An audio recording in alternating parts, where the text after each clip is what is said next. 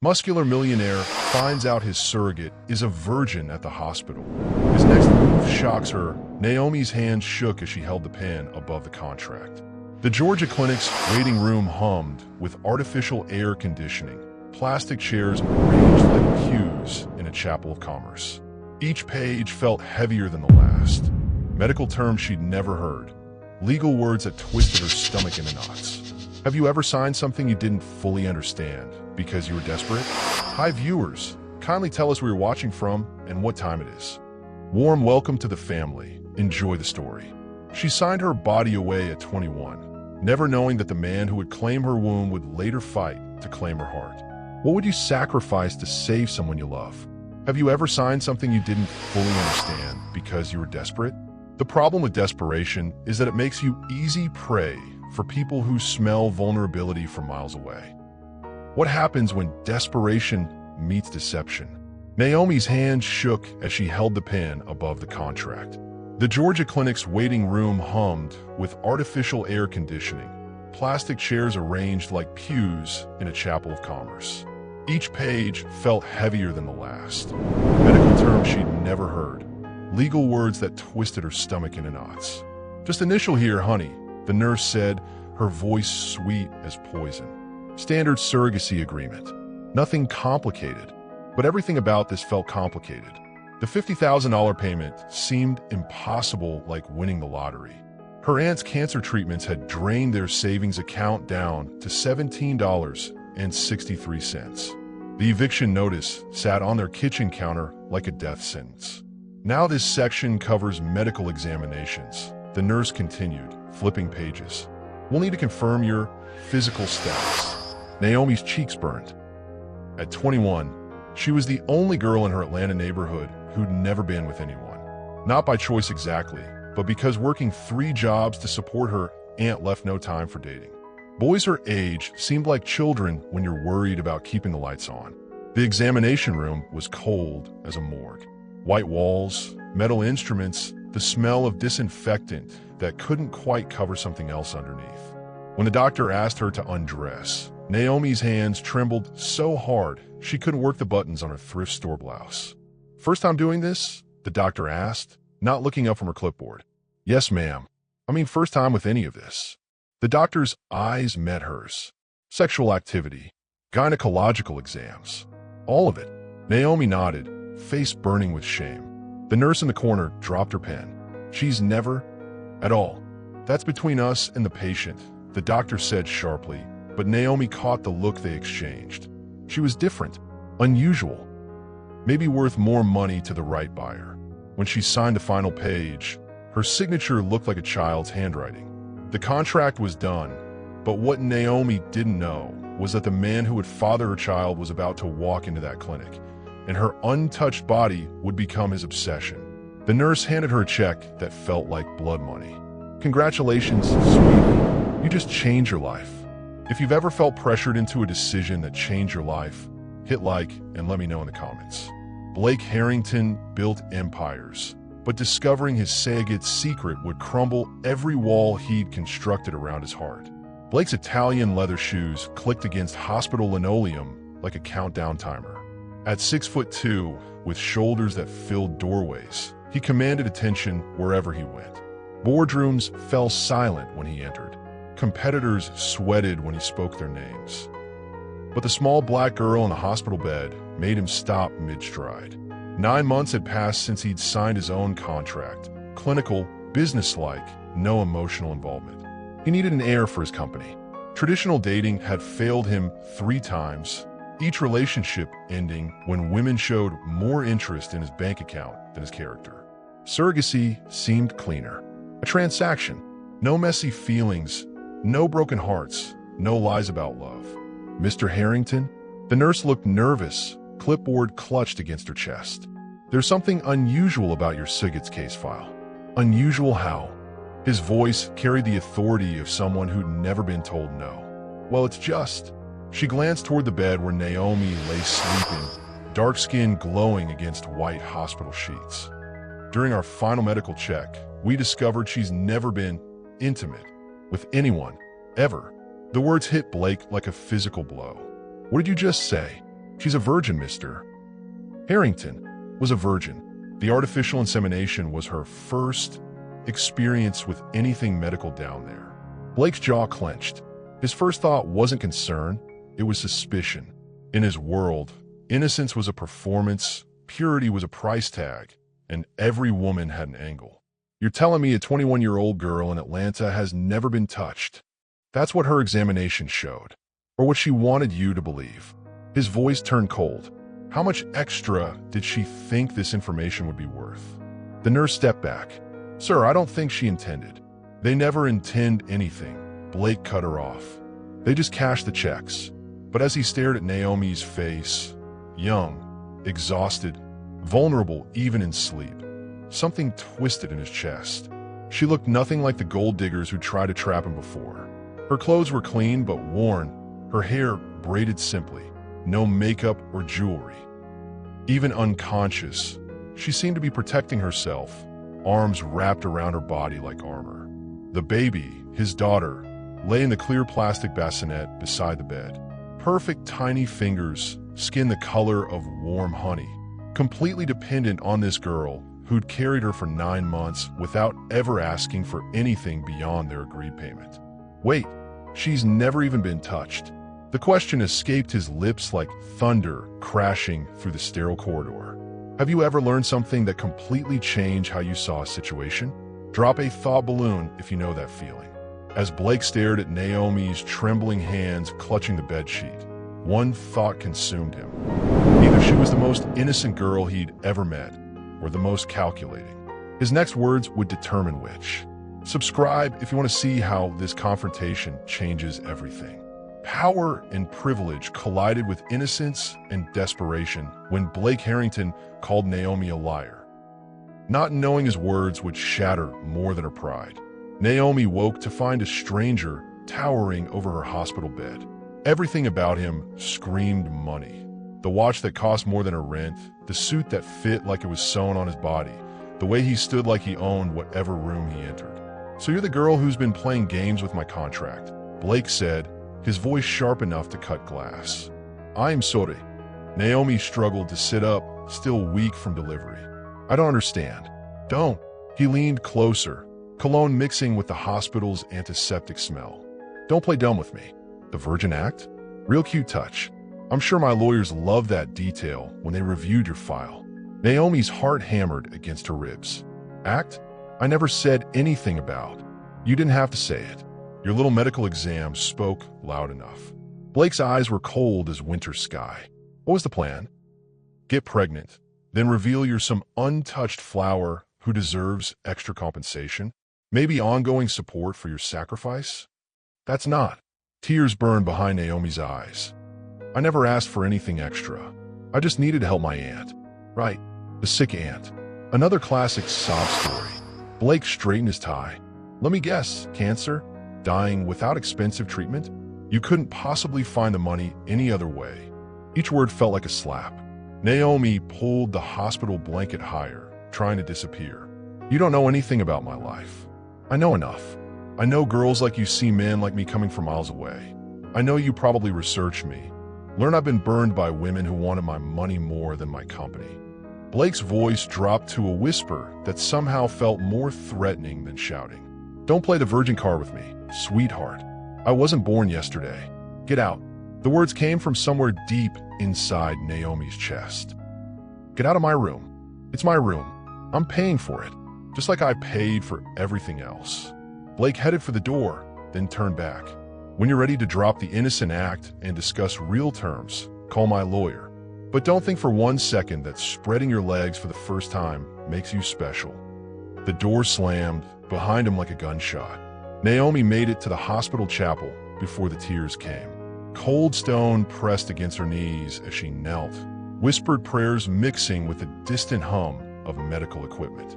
All I wanted was to help my family, she whispered to God, to anyone who might be listening. But the chapel was empty except for her shame. Have you ever been accused of something you didn't do by someone with power over you? How did it feel? Share your experience below. What Blake didn't know as he stormed out was that hospital security cameras had captured every word of his accusation. And by morning, the footage would be viral, making them both the center of a national controversy about race, power, and the price of innocence.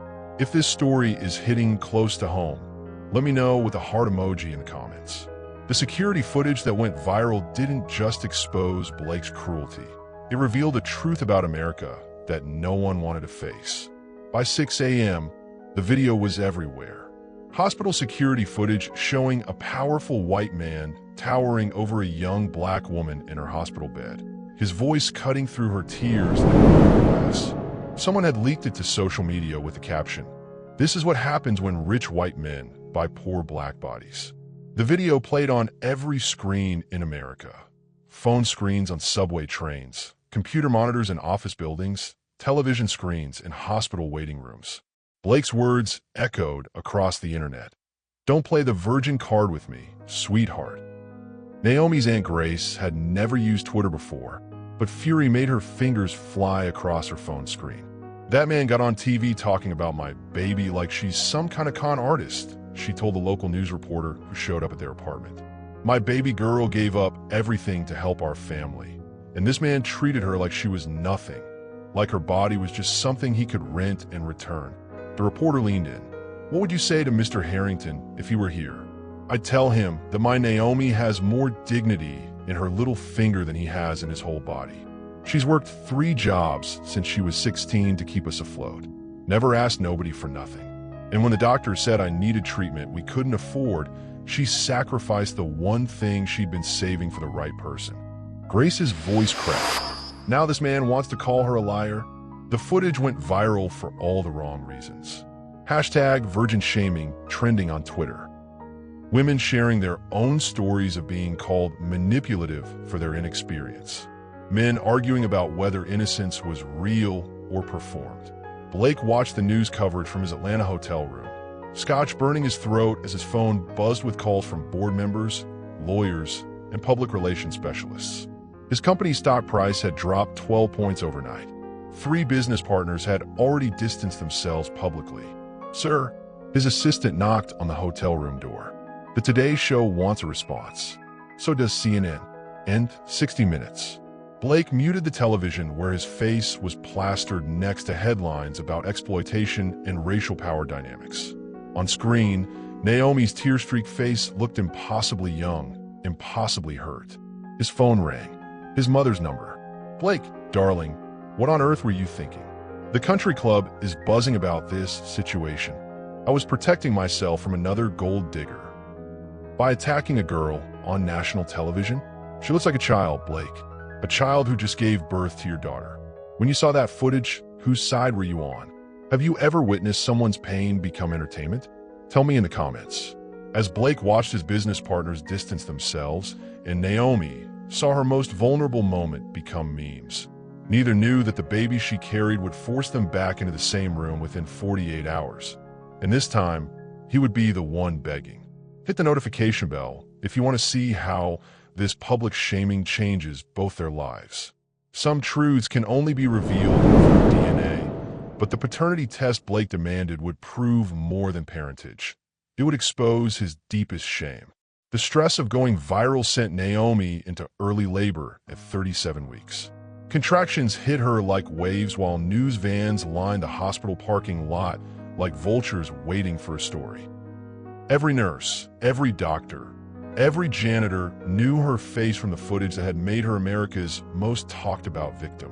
Blake arrived as she was being wheeled into delivery, his lawyers trailing behind him like expensive shadows.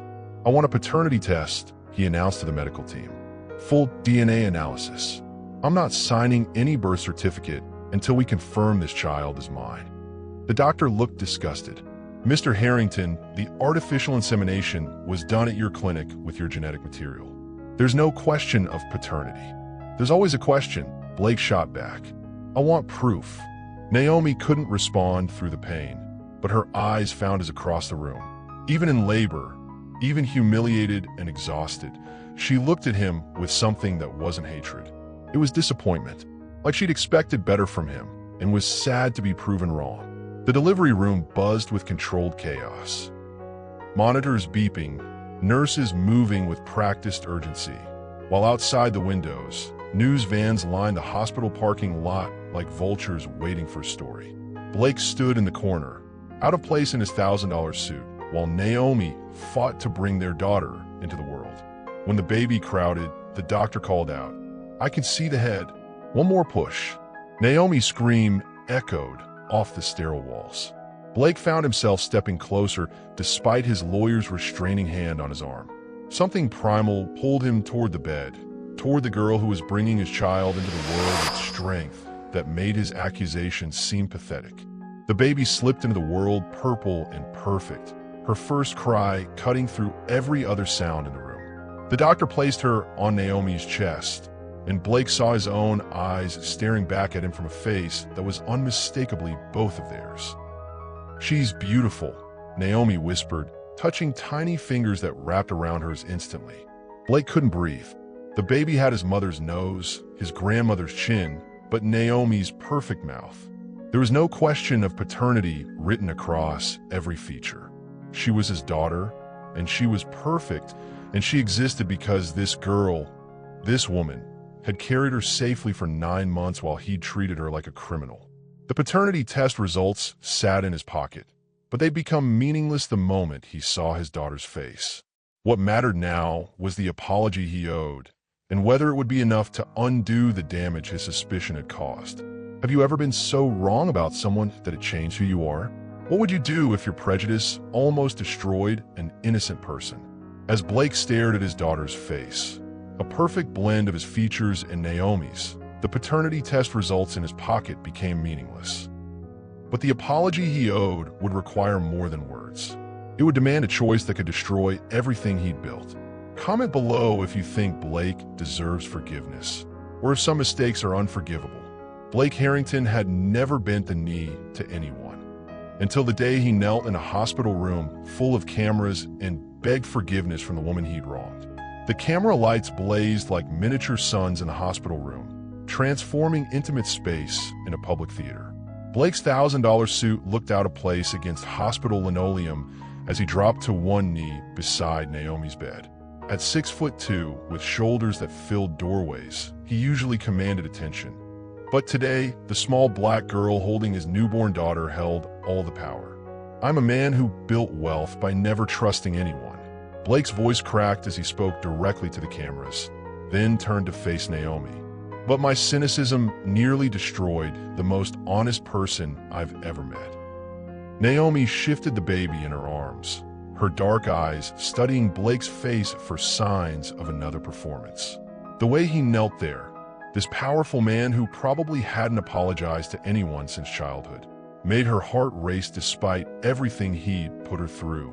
"Naomi," he continued, his voice dropping to almost a whisper, "I don't deserve your forgiveness, but I'm asking for the chance to earn it." The reporters leaned forward with their microphones, but Naomi only had eyes for the man at her bedside. His usual confidence was gone, replaced by something she'd never seen before: genuine fear. Fear that she might say no. "You call me a liar in front of everyone." Naomi's voice was steady, but Blake could see her hands trembling as she held their daughter. "You made the whole world think I was some kind of con artist." Blake's jaw tightened. "I was wrong. Completely, inexcusably wrong. Why should I believe you now?" The question hung in the sterile air between them. "What's different about today?" Blake reached into his jacket and pulled out a thick manila envelope. "This is our original contract. Every page of it." He held it up for the cameras, then slowly began tearing it in half. The sound of ripping paper echoed through the quiet room. "I'm not your employer anymore. I'm not buying your body or renting your womb." Naomi's eyes widened as he continued destroying the legal documents that had bound them together. "If you'll let me," Blake said, his voice stronger now, "I want to start over. Not as business partners, but as the parents of this beautiful little girl. Not because of any contract, but because she deserves both of us." The baby stirred in Naomi's arms, her tiny fist wrapping around her mother's finger. For a moment, the only sound was the soft beeping of medical equipment and the whisper of camera shutters capturing every second. "And what about me?" Naomi asked quietly. "What do I get out of this new arrangement?" Blake's eyes never left her face. "Respect. Partnership. The chance to raise our daughter together without lawyers or contracts telling us how to feel about each other. Naomi looked down at the baby, then back at Blake. His submissive posture, this man who owned companies kneeling on a hospital floor, should have felt like victory. Instead, it felt like possibility. I have conditions, she said finally. Blake's relief was visible. Name them. First, you don't get to decide what's best for me anymore. We're equals in this, or we're nothing. Agreed. Second, you move to Atlanta. My daughter grows up knowing where she comes from. Blake nodded without hesitation. I'll find a place this week. Third, Naomi's voice grew stronger with each demand. You prove you've changed. Not with grand gestures or expensive gifts. With consistency. With showing up every day and earning the right to be in our lives. Have you ever been so wrong about someone that it changed who you are? What would you do if your prejudice almost destroyed an innocent person? Feel like if you believe people can change, or comment if you think this apology is too little, too late. As Blake agreed to every condition, reporters scribbled frantically in their notebooks. But neither Blake nor Naomi was thinking about the cameras anymore. They were both wondering if forgiveness could really grow from such broken ground, and whether their growing attraction to each other would make rebuilding harder or easier. When Blake offered to tear up their surrogate contract and start over, not as business partners, but as co-parents, Naomi's next words would test whether his transformation was real or just another performance for the cameras watching their every move.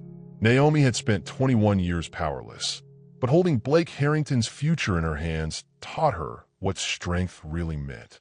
The hospital cafeteria at 2 a.m. held a different energy, vending machine lights casting colored shadows while night shift workers moved like ghosts through empty corridors. At a corner table, a millionaire and a young mother negotiated the terms of an impossible relationship. You think moving to Atlanta fixes everything? Naomi cradled a cup of terrible coffee, her voice cutting through Blake's assumptions like a blade. You think proximity equals commitment? Blake shifted uncomfortably in the plastic chair, his expensive watch catching the fluorescent light. Even exhausted, even humbled, he still looked like money. But something in his eyes had changed since that public apology 12 hours ago. I think it's a start, he said carefully. I think it shows I'm serious about being present, not just writing checks from Arizona. Naomi studied his face, looking for cracks in his sincerity. You know what your problem is, Blake? You're used to buying solutions, but you can't purchase trust. You can't put respect on a payment plan. Then tell me how to earn it. The simple question hung between them. No demands, no negotiations, just a request from a man who'd spent his whole life having answers handed to him on platinum platters. Naomi leaned back in her chair, and for the first time since she'd signed that contract, she felt like the person with power in the room. If you want to be in our daughter's life, you start by seeing me as a person, not a mistake you need to fix or a victim you need to save. Blake nodded, but she wasn't finished. You learn my neighborhood. You meet my friends. You eat at the same restaurants I can afford, shop at the same stores, use the same laundromat. Her voice grew stronger with each word. You don't swoop in with your credit card trying to upgrade my life. You join it. And if I do all that, Naomi's smile was small but real. Then maybe we figure out how to be friends. And maybe our daughter gets parents who actually know each other instead of two strangers sharing custody. Blake reached across the table, stopping just short of touching her hand. What about us? I mean, beyond co-parenting? The question made Naomi's pulse quicken, though she tried to hide it. There was something about this new version of Blake, humble, uncertain, asking instead of demanding, that made her curious about the man underneath all that wealth and arrogance. There is no us right now, she said, but her voice was gentler than her words. There's you trying to prove you're not the man who called me a liar on national television. And there's me trying to figure out if I can trust you with my daughter's heart. Blake's disappointment was obvious, but he didn't push. How long do I have to prove myself? As long as it takes. When someone wrongs you, what would you need from them to consider forgiveness? Is there a difference between apologizing and making amends? Subscribe if you want to see whether Blake can prove his words with actions. As Blake agreed to Naomi's conditions, including moving to her neighborhood and earning her trust day by day. Neither of them expected that their biggest test would come not from outside judgment, but from the growing attraction between them that neither could deny. The man who owned penthouses bought a duplex in East Atlanta, not to play savior, but to prove that love means meeting someone where they are. The duplex sat between a corner store with bulletproof glass and a beauty salon with hand-painted signs advertising relaxers and protective styles. Blake's BMW looked like a spaceship among beat-up Chevys and city bus stops, but he parked it with the same confidence he'd once reserved for country clubs. "You actually did it," Naomi said, standing on the sidewalk with their daughter strapped to her chest in a baby carrier. She'd expected him to back out, to find some excuse to stay in his comfort zone while sending money from a distance. Blake hefted a box from his trunk, designer clothes mixing with practical items he'd never owned before. A slow cooker, basic tools, cleaning supplies from the grocery store instead of a housekeeper's supply closet.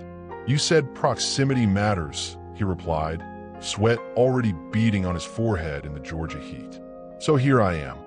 Mrs. Williams from next door watched from her porch, arms crossed over her chest like a guard evaluating a potential threat. At 73, she'd seen plenty of white men venture in her neighborhood with good intentions that lasted about as long as their first power bill. "That's the baby daddy," she called out to Naomi. "Yes, ma'am," Naomi called back. "He gonna stay or just visit when it's convenient?" Blake set down his box and walked over to Mrs. Williams' porch, extending his hand. "In Blake, Mom. I'm here to stay." She looked at his outstretched hand like it might bite her. Staying and belonging are two different things, young man. "Yes, ma'am. I'm hoping to learn the difference." Something in his tone, respectful without being patronizing, made Mrs. Williams finally shake his hand. Her grip was surprisingly firm. "You better not be here trying to save nobody," she warned. "This neighborhood don't need rescuing. It needs respect." Blake nodded seriously. "I'm not here to change anything. I'm here to be changed." Naomi watched this exchange with growing surprise. The Blake she'd first met would have been uncomfortable with Mrs. Williams' directness, would have tried to smooth over the tension with money or connections. This Blake listened like her opinion mattered. Later that evening, as Blake assembled a crib in his sparse living room, Naomi sat on a second-hand couch feeding their daughter a bottle. The intimacy of the moment, domestic and quiet, caught them both off guard. "This is different than I expected," Naomi admitted, watching him struggle with the instruction manual. "Different how? You're not trying to fix everything. You're just here." Blake looked up from the scattered crib pieces, a screwdriver in his hand and frustration on his face. "I'm terrible at putting this together." Naomi laughed, the first genuine laugh she'd shared with him. "Welcome to parenthood. Nobody knows what they're doing." Their eyes met across the room, and for a moment, the air felt charged with possibility. Not the desperate attraction of their hospital encounters, but something warmer, something that might grow into trust. Have you ever had to prove yourself to a community that didn't trust you? How do you earn respect when you're the outsider? Comment below if you think Blake is genuinely changing or just performing for Naomi. 3 weeks into his new life, Blake faced his first real test. When Naomi's childhood friend Marcus returned from military deployment and saw a white millionaire playing house with the girl he'd never forgotten. Marcus had loved Naomi since high school, but coming home to find her raising another man's baby would ignite a fight that tested every boundary they'd built. The neighborhood basketball court became an arena where 3 different kinds of masculinity collided: military discipline, street loyalty, and boardroom power, while Naomi sat on playground bleachers holding the baby that started it all. Marcus Rodriguez stepped out of his Honda Civic in full Army fatigues, his deployment bags slung over shoulders that had filled out during 8 months in Afghanistan. At 22, he carried himself with the confidence of a man who'd faced real danger and lived to tell about it. "So this is the famous Blake Harrington," Marcus said, his voice carrying across the court where Blake was attempting to shoot hoops with some of the neighborhood kids. "The man who put my girl through hell on national TV." Blake caught the basketball and turned slowly, recognizing a challenge when he heard one. Marcus was shorter than him, but built like a fighter with the kind of lean muscle that came from military training and the kind of eyes that had seen combat. "Your girl," Blake asked quietly, not wanting to escalate, but not backing down either. Naomi stood up from the bleachers, the baby fussing in her arms. "Marcus, don't." But Marcus wasn't looking at her anymore. His focus was entirely on Blake, sizing him up like an opponent. "Yeah, my girl. The one I've loved since we were 15. The one who wouldn't have been in that clinic selling herself if I'd been here to take care of her." The words hit Blake like physical blows, mostly because they contained truth he couldn't argue with. "You're right," Blake said, setting the basketball down. "She shouldn't have been in that position, and I handled it wrong. All of it." Marcus laughed, but there was no humor in it. "You think an apology fixes what you did? You destroyed her reputation. Made her look like a gold digger to the whole world." "Marcus, stop," Naomi said more firmly, walking closer to them. "This isn't helping anybody." "Nah, I think we need to have this conversation," Marcus replied, never taking his eyes off Blake. "Because while I was overseas serving this country, this rich boy was treating you like property he could rent and return." Blake's jaw tightened, but he kept his voice level. "I was wrong. I'm trying to make it right. By moving to the hood, by playing house." Marcus stepped closer, close enough that Blake could smell his cologne and see the combat ribbon on his uniform. "You think money can buy love? You think guilt can purchase forgiveness? I think," Blake said carefully, "that Naomi gets to decide who's in her life. Not me, not you, not anybody else." The challenge in Marcus's eyes shifted slightly. He'd expected Blake to respond with anger or condescension, not deference to Naomi's autonomy. Naomi stepped between them, her daughter quiet in her arms as if sensing the tension. "Both of you need to stop talking about me like I'm not here. When your past meets your present, which one wins? Have you ever had to choose between history and possibility? Team Marcus or Team Blake? Let me know in the comments who you think deserves Naomi." When Marcus issued his ultimatum, "Choose him or choose your community," Naomi's response surprised everyone, including herself. But her decision would set off a chain reaction that brought unwanted attention back to their quiet neighborhood. For the first time in her life, Naomi refused to let men decide her future, even when that decision put everyone she loved at risk. The community center's fluorescent lights buzzed overhead as Naomi stood before neighbors who'd watch her grow up. Her voice carried new authority as she addressed the crowd that had gathered after word spread about the confrontation between Blake and Marcus. "I know y'all have opinions about my situation," she began, holding her daughter close while scanning the faces of people who'd been her support system long before either man entered her life.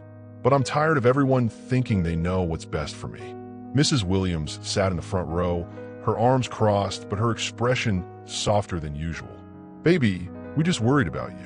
That man hurt you something fierce." "Yes, he did," Naomi acknowledged. "And Marcus would have protected me from ever getting hurt in the first place. But here's the thing, I don't need protecting anymore. I need partnership." Blake stood in the back of the room, tried to make himself invisible while reporters who'd gotten wind of the neighborhood drama pressed against the windows outside. The media circus was starting again, and he knew it was his fault. Marcus sat near the middle, still in his army uniform, his face a mask of controlled frustration. "Naomi, you don't owe this man anything. Come back to what you know. Come back to people who've always had your back. And do what?" Naomi's voice rose with emotion. "Pretend I never had his baby? Pretend the last year didn't happen? You want to go backward, Marcus, but I can't. I won't." She turned to face Blake, her eyes holding his across the crowded room. "And you," she said, pointing at him, "you think moving to my neighborhood makes us equal? You think living in a duplex erases the fact that you have millions in the bank while I'm still figuring out how to pay for daycare?" Blake opened his mouth to respond, but she held up her hand. "I'm not finished." The room fell silent. "I won't be managed by Marcus's good intentions or Blake's guilt. I won't choose between my past and my future because both of you are acting like I'm some prize to be won instead of a person with her own mind." She adjusted the baby in her arms, her voice growing stronger. "I'm making choices for me and my daughter now. If Marcus wants to be in our lives, he's welcome as a friend. If Blake wants to prove he's changed, he can keep proving it as my co-parent and maybe someday as something more. The crowd murmured, some nodding approval while others looked skeptical. But I'm done letting anybody else write my story, Naomi concluded. From now on, I decide who gets to stay and who has to go. I decide what forgiveness looks like and what respect means. And if that makes some of y'all uncomfortable, then maybe you need to ask yourselves why my independence threatens you. Outside, camera flashes started popping as news vans pulled up to the community center. Well, have you had to stand up to people who claim to know what was best for you? How do you find your own voice when everyone else is talking? If you've ever had to choose yourself over what others expected, share your story in the comments. As Naomi declared her independence, a process server appeared with papers that would change everything. A custody suit filed by Blake's wealthy family, claiming she was an unfit mother. The war for their daughter was about to begin. Money couldn't buy Blake forgiveness, but his family's lawyers were about to prove it could steal everything Naomi loved. The courthouse steps stretched like a mountain between Naomi's beat-up Honda and the line of black town cars carrying Blake's family lawyers. Inside, mahogany and marble would witness a battle between love and legacy. Blake's mother, Victoria Harrington, stepped out of the lead car wearing a Chanel suit that cost more than Naomi's rent for 6 months. Her silver hair was pulled back in a perfect chignon, and her cold blue eyes held the kind of confidence that only came from never losing a fight. This ends today, Victoria announced to her team of attorneys. That girl will not destroy our family's reputation any further.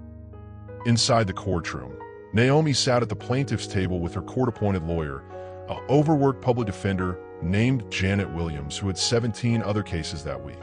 Across the aisle, Blake's family had assembled a legal army that looked like they'd stepped out of a corporate boardroom. Blake entered through the back doors, his face torn between loyalty and love. His family expected him to sit with them. Instead, he walked straight to Naomi's table and took the empty chair beside her. "What are you doing?" his mother hissed from across the courtroom. "What I should have done months ago," Blake replied without turning around. The judge, a stern black woman named Honorable Patricia Banks, called the court to order. Blake's family attorney, a sharp-faced man named Richard Sterling, stood to present their case. "Your Honor, we're here today because a young woman with no education, no stable income, and no support system is raising a child who deserves better. My clients are prepared to provide the best schools, the finest health care, and every opportunity money can buy." Naomi's hands trembled as Sterling painted her as unfit, describing her neighborhood as dangerous and her lifestyle as unstable. He presented photographs of her apartment building, her part-time jobs, even her old school records. "This child deserves to grow up with the Harrington name and all the privileges that come with it," Sterling concluded. Janet Williams stood up, her cheap suit wrinkled but her voice strong. "Your Honor, money doesn't make a parent. This woman carried that baby for 9 months, gave birth to her, and has cared for her every single day since. The Harringtons want to buy a grandchild, not love one." Blake watched Naomi during the proceedings, seeing how she held herself straight despite the attacks on her character. The way she refused to look ashamed, even when they questioned her ability to provide for their daughter. His attraction to her strength had only grown stronger through their trials. Victoria Harrington took the witness stand with practiced poise. "My son was manipulated by a girl who targeted his wealth through pregnancy. She saw an opportunity and took it, using her situation to trap him into responsibility." Blake's jaw clenched as his mother spoke. When it was his turn to respond, he stood up despite his lawyer's protests. "Your Honor, may I address the court?" Judge Banks nodded. Blake walked to the witness stand, his expensive suit feeling foreign in a room where his mother was trying to destroy the woman he'd grown to love. "The only manipulation here is this lawsuit trying to separate a mother from her child," Blake testified, his voice carrying across the courtroom. "My family doesn't want my daughter out of love. They want to control her like they controlled me my entire life." The courtroom buzzed with whispers as Blake continued. "Naomi didn't trap me. She freed me. She showed me what it means to fight for someone without expecting anything in return. Have you ever had to choose between family loyalty and doing what's right? What would you sacrifice to protect someone you love? When the judge ordered a temporary custody evaluation, giving Blake's family supervised access to their daughter, Naomi made a decision that shocked everyone, including Blake. Her next move would either save their family or destroy it forever. As they left the courthouse that day, Blake noticed how reporters followed them to their cars, cameras flashing like lightning. But his attention was focused on Naomi's face, the determination in her dark eyes that told him she wasn't done fighting. "What are you thinking?" he asked as they reached her car. Naomi looked back at the courthouse, then at Blake. "I'm thinking your family just made a big mistake. They think I'm some helpless girl who'll roll over and take their money. But they're about to learn what happens when you threaten a mother's child." Her words sent heat through his body, the kind of attraction that came from watching someone refuse to be broken. Blake realized he wasn't just fighting for custody anymore. He was fighting for a woman who'd become the strongest person he knew.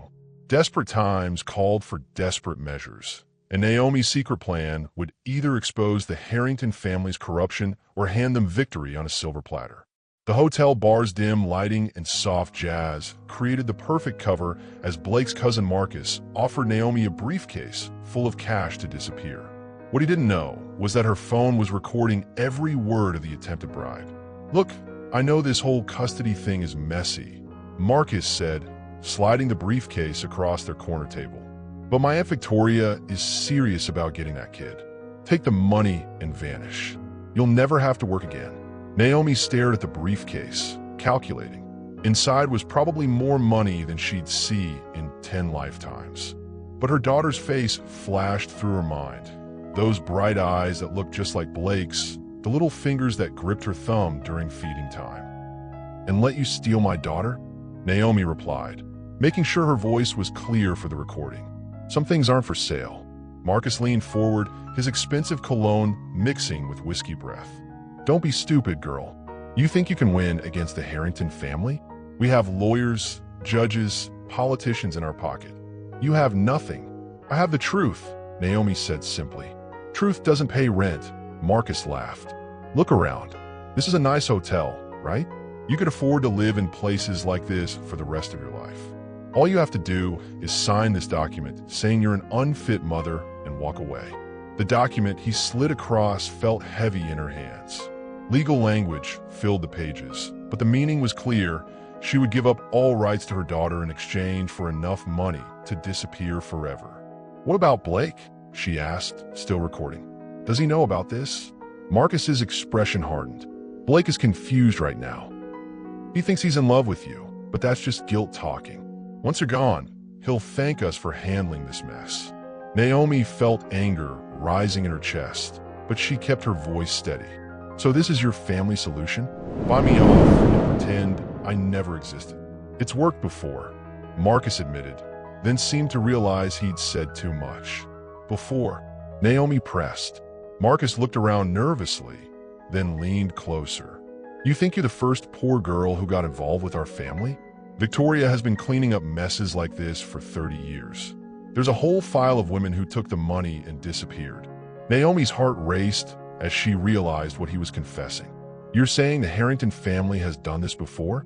Paid women to give up their children?" "I'm saying," Marcus replied, refilling his whiskey glass, "that family purity matters more than individual feelings. Blake will marry someone appropriate eventually, and his real children will inherit what they deserve." The recording device in her purse captured every word as Marcus detailed how his family had manipulated custody cases, bribed officials, and made inconvenient mothers disappear with briefcases full of cash. When he finally left, Naomi sat alone in the hotel bar, staring at the briefcase and the legal documents. Her phone held evidence that could destroy the entire Harrington family empire. But using it would also mean declaring war on some of the most powerful people in the country. Would you risk everything to expose corruption, even if it meant fighting people with unlimited resources? Have you ever had to be smarter than people who underestimated you? As Naomi delivered the recording to her lawyer the next morning, Blake made his own shocking decision, testifying against his own family in open court. but his testimony would reveal secrets that neither of them expected, including the real reason his family wanted custody. The briefcase full of money sat unopened in her apartment, a reminder that some victories cost more than defeats. But as Naomi prepared for the final court battle, she knew she'd rather fight broke and honest than live rich and ashamed. The courtroom confession that saved their daughter would also reveal the family secret Blake had spent his life hiding from. The courtroom fell silent as Blake's voice carried across the marble and mahogany, each word dismantling the family empire he'd once been heir to. In the gallery, Naomi held their daughter close, witnessing the birth of the man she was learning to love. "Your Honor, I need to tell this court the truth about my family," Blake began, his hands steady on the witness stand despite the magnitude of what he was about to reveal. His mother Victoria sat rigid in the front row, her face pale as she realized what was coming. "The Harrington family has been bribing officials and paying off women for decades to cover up inconvenient pregnancies and custody issues," Blake testified. "I have evidence of at least 12 cases where women were given money to disappear and give up their children." The courtroom erupted in whispers as Blake continued. "But there's something else this court needs to know. I was one of those children." Even Naomi gasped at this revelation. Blake's eyes found hers across the courtroom, drawing strength from her presence. 32 years ago, my biological mother was a 19-year-old college student who worked as a nanny for my adoptive parents. When she became pregnant, the Harrington family paid her $50,000 to give birth quietly and sign away her rights. I grew up believing Victoria and Charles Harrington were my biological parents. Victoria Harrington stood up in the gallery. "That's enough, Blake." Judge Banks slammed her gavel. "Mrs. Harrington, sit down or I'll have you removed from my courtroom." Blake's voice grew stronger. "I discovered the truth 6 months ago when I hired investigators to research my family's business practices. That's when I learned about the pattern of payments, the covered-up pregnancies, the children who were bought and sold like property." He turned to face his mother directly. "My biological mother, Susan Riley, died 5 years ago thinking I hated her for abandoning me. She never knew I was looking for her, never knew I would have welcomed her back into my life. The Harrington family stole that from both of us." Tears ran down Blake's cheeks as he continued. "My family doesn't want my daughter out of love. They want to control her like they controlled me. They want to turn her into another heir to a fortune built on manipulation and broken families." The revelation that Blake himself was adopted hit Naomi like a physical blow. She understood now why he'd been so angry when he first learned about her situation. He'd seen his own story reflected in hers. The powerless young woman, the wealthy family, the child caught in between. "I won't let them turn my daughter into another transaction," Blake concluded. "Naomi carried our child, gave birth to her, and has loved her every single day. She's not perfect, but she's real. She's honest, and she sees our daughter as a person, not a possession." Judge Banks called a recess as the courtroom buzzed with shock over Blake's testimony. Naomi met him in the hallway, their daughter sleeping peacefully in her arms. "Why didn't you tell me?" she asked softly. Blake touched their baby's cheek gently. "Because I was afraid you'd see me the same way I saw myself, as a lie built on someone else's pain." Have you ever had to choose between family loyalty and doing what's right? What would you sacrifice to protect someone you love? If this courtroom scene gave you chills, hit that like button and let me know in the comments. When Judge Banks returned with her ruling, granting full custody to Naomi and Blake as equal co-parents, the victory felt different than they'd expected. They hadn't just won their daughter, they'd won the right to build a family based on truth instead of money. Winning custody was just the beginning. Now Blake had to win Naomi's heart without the drama and crisis that brought them together. The park where Blake pushed their daughter's swing looked ordinary. No cameras, no lawyers, no family drama. Just autumn leaves falling like confetti around a father, mother, and baby who had fought the world to become a family. "Hiya, Daddy." 18-month-old Zoe squealed from the swing, her chubby legs kicking with joy. She had Blake's bright blue eyes and Naomi's infectious smile, a perfect blend of both parents. Naomi sat on a nearby bench, watching Blake's face light up every time Zoe laughed. 6 months had passed since the custody battle ended, and they were still learning how to be together without crisis forcing their hand. "She's getting so big," Naomi said as Blake lifted Zoe from the swing. "Just like her mama, strong and fearless," Blake replied, settling beside Naomi on the bench with their daughter on his lap. They'd moved into a duplex together, sharing parenting duties and slowly building something that felt like a real relationship. But Blake knew Naomi still held parts of herself back, still waited for him to leave or disappoint her. "Naomi," he said carefully, "can we talk about us?" She tensed slightly. Conversations about their relationship always made her nervous, as if naming what they had might make it disappear. "What about us?" she asked, focusing on Zoe's attempts to catch falling leaves. "I want to marry you," Blake said simply. Naomi's breath caught. She'd expected this conversation eventually, but hearing the words still shocked her. "Blake, we don't have to." "I'm not asking because of guilt or obligation," he interrupted. "I'm asking because I wake up every morning grateful that you're the first face I see. Because watching you with our daughter makes me understand what love actually looks like." Naomi studied his face, searching for signs of the man who had accused her of manipulation 2 years earlier. All she saw was honesty. "I fell in love with your strength before I ever admitted I was wrong," Blake continued. "Now I want to spend my life proving that some mistakes can become the foundation for something beautiful." That evening, after Zoe was asleep, Blake and Naomi found themselves alone in their living room for the first time in weeks. The space between them on the couch felt charged with possibility. "Are you sure about this?" Naomi asked as Blake moved closer to her. "About us." Instead of answering with words, Blake cupped her face in his hands and kissed her with 2 years of restrained passion. This time when he touched her, there were no contracts between them, no cameras watching, no families interfering, just 2 people who had fought for the right to choose each other. Naomi's response was immediate and hungry.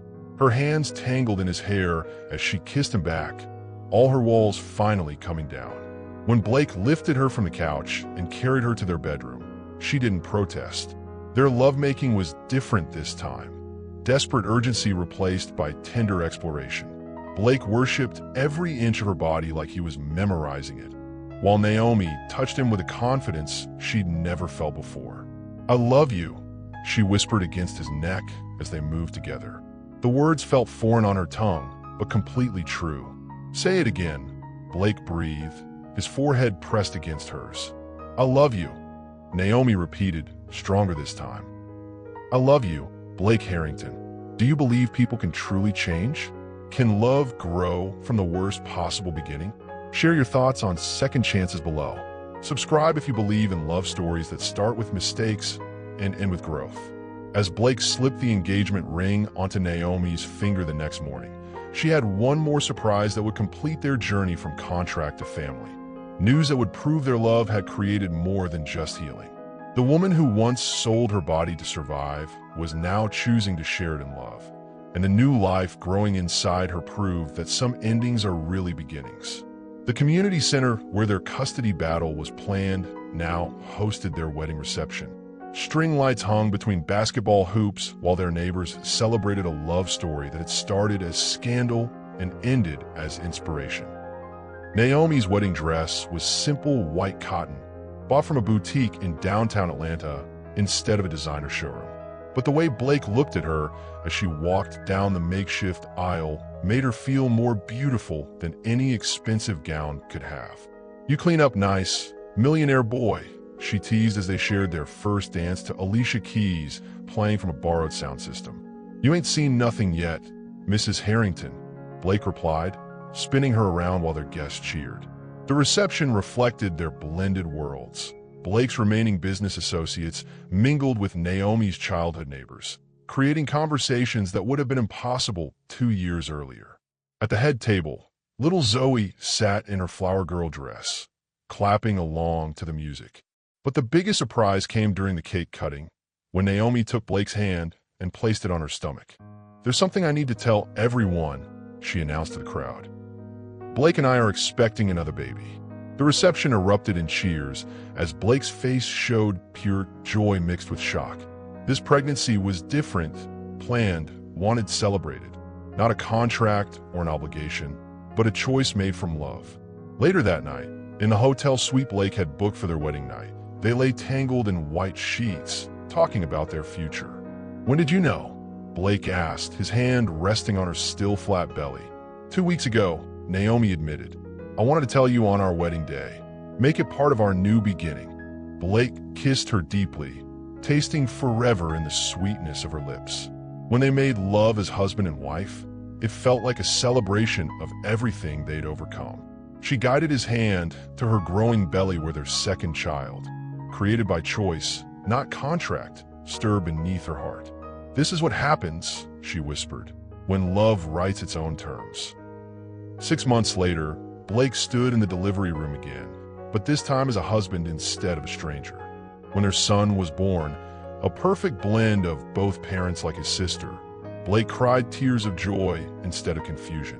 Their story had become local legend in their Atlanta neighborhood. The white millionaire who gave up his fortune to fight for love, and the black woman who taught him that dignity couldn't be bought or sold. Blake's business had changed too. Instead of corporate acquisitions, he now ran a foundation focused on protecting women from exploitative contracts and predatory legal practices. The same courtroom where they'd fought for custody now hosted seminars teaching women their rights. What would you do if someone saw your worth before you believed in it yourself? Would you forgive? Would you fight? Tell me in the comments what part of their journey touched your heart most. If this story of transformation and second chances moved you, smash that like button. Subscribe for more stories about people who refuse to let their worst moments define their future. Comment below with your thoughts on whether Blake deserved forgiveness. And remember, sometimes the most beautiful love stories start with the messiest mistakes. The question is, are you brave enough to write your own redemption? Their story became testament that dignity can be restored, that love can grow from injustice, and that choosing each other daily matters more than how the story began.